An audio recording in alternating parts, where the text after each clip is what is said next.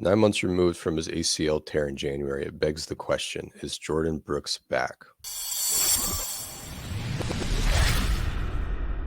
All right, corny intro out of the way. So Jordyn Brooks is back. It's been 9 months since he tore his ACL. That's an absurd recovery timeline. The fact that he's even on the field is a testament in and of itself. But we all know how guys coming back from ACL tears can be. They're not always the same guy. Brooks's teammate Devin Bush is a good example of that. He was a very athletic player coming out towards ACL, and he wasn't the same guy in that immediate season he came back. In preseason, just speaking about Bush the athlete, athletically, he seems to be all there at change of direction speed. So it's definitely a storyline worth monitoring with Brooks. And after all, if they're going to get their act together on defense, I don't think that can happen without him being his regular old self. So, if we can compartmentalize a little bit and extract Brooks's play from an otherwise terrible team performance, that can help us kind of project forward Seattle's prospects on defense. So let's hop into it and see where Brooks is at. First place, we'll start with some coverage examples. That's probably, when we talk about difference makers for linebackers, coverage is probably more important than run defense. Now, obviously, you want guys that can do both because that makes them more versatile and you can scheme accordingly. There's kind of some hidden value there, not just what they're doing on any given play. And then within that context, how you handle under center play action, I think, is a great marker for how good you are in coverage. One, being able to key the run concept, and then just do you have the awareness of where the routes are and the speed to get there? So right off the bat, we've got the Rams and under center. So pre-snap, Seahawks know it's either going to be either a zone run concept or a play action concept off of that. Knowing the Sean McVay Rams, they love those crossing routes off of play action. They love their in breakers off of play action. So they all need to be keen for that. So pre-snap, they've loaded the box. They want to be able to stuff the run. So they've got a defender for every gap formed by the offense. At the same time, though, they've got a slot formation up top, trips kind of spread out. And the Seahawks are in cover 3, so Brooks is the weak hook player. Now, even if it wasn't trips, he'd have to roll over with the receiver anyway against play action. But especially because it's trips, he knows he's being called upon because he's the third guy in the underneath coverage. He'll need to take the final 3 back and across.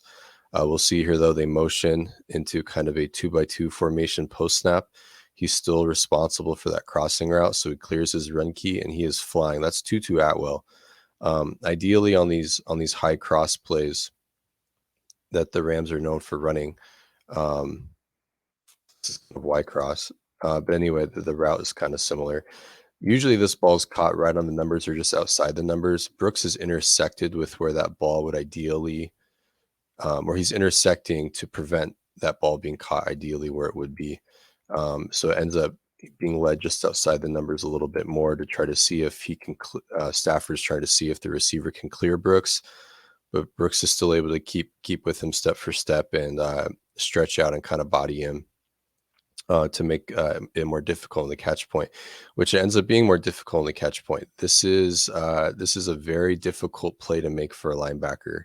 The Seahawks are effectively putting all the success of the play on the linebackers here. And I think Brooks executes it really well. Some teams will have the free safety nailed down. In this case, they're saying it's all on Brooks. And he's completed this defeated this concept almost single-handedly. Next play, so it's 2x2. The Seahawks are in cover 3. So Brooks is the weak hook player again. So you've got the strong flat defender here, the curl flat Devin Bush. Bobby's the strong hook. Jordyn is the weak hook, and then you've got the weak flat defender spinning down from depth.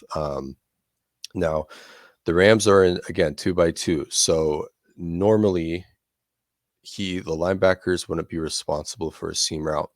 The way they game planned what you call a fast 3 this week, if the running back, he's the number 3 receiver, that's counting them outside in. So number 1, number 2, number 3. If he goes to the flat fast, they are treating it as though it's a trips formation. So the weak hook player would need to push to the hash area or strong hook or middle hook and open up to this receiver. Now, they don't always do it like this, but Brooks does, and he makes it look really easy. And that's just because he's being assignment correct. So this is a high-low on the Seahawks front side.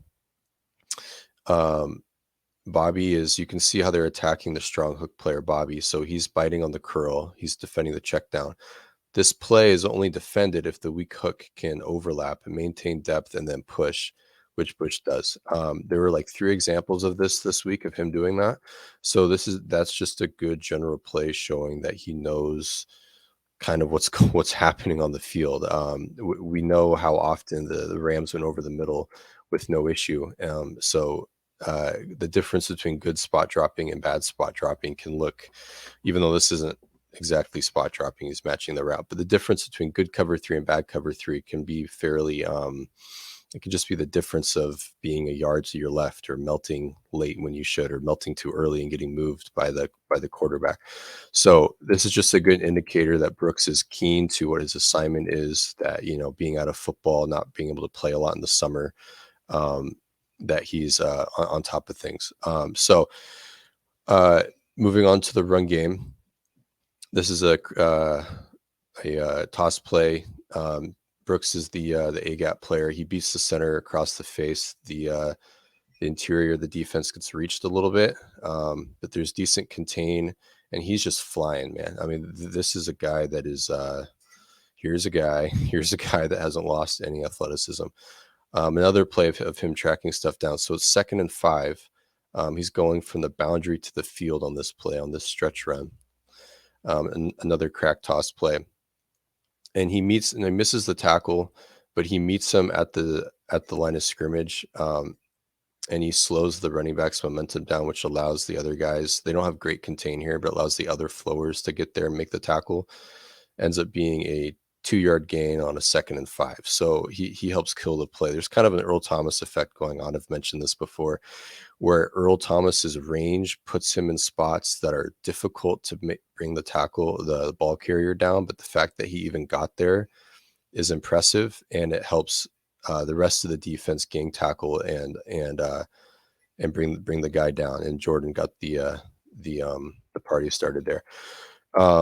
So here he is keying the run, kind of more on inside the box, inside the tackle box, just shows where his head's at with everything. So the Seahawks they're spinning the safety down, so they're gapped out. They got 1, 2, 3, 4, 5, 6 blockers, so forming 7 gaps. Seahawks have 1, 2, 3, 4, 5, 6, 7 players. So he knows he can just play his A gap. However, the motion pulls him out of the A gap, and now he is a B gap player. So he just flies off his key, hits the B gap, and he's there in the backfield.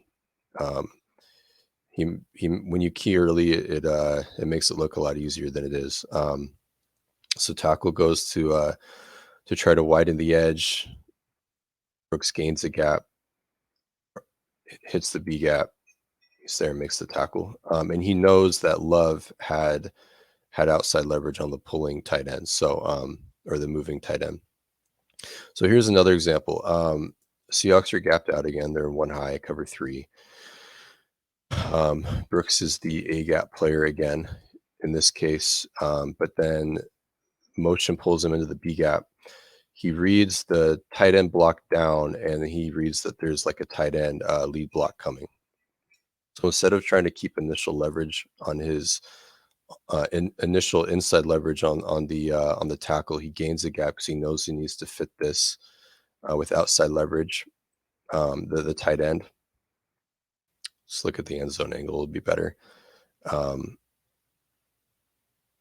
he just goes and kills the play. And now this is good one-tech play from Morris too, so they both constrict the gap.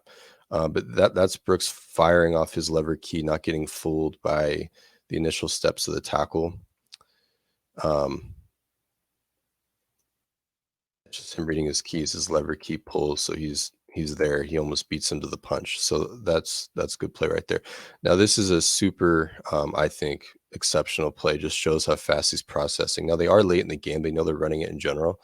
But let's consider though that the Rams are in gun here, and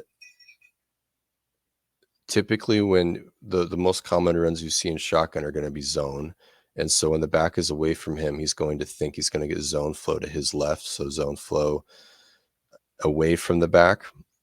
So his initial key is the center, and so if it was zone, he would expect the center to kinda zone step toward him.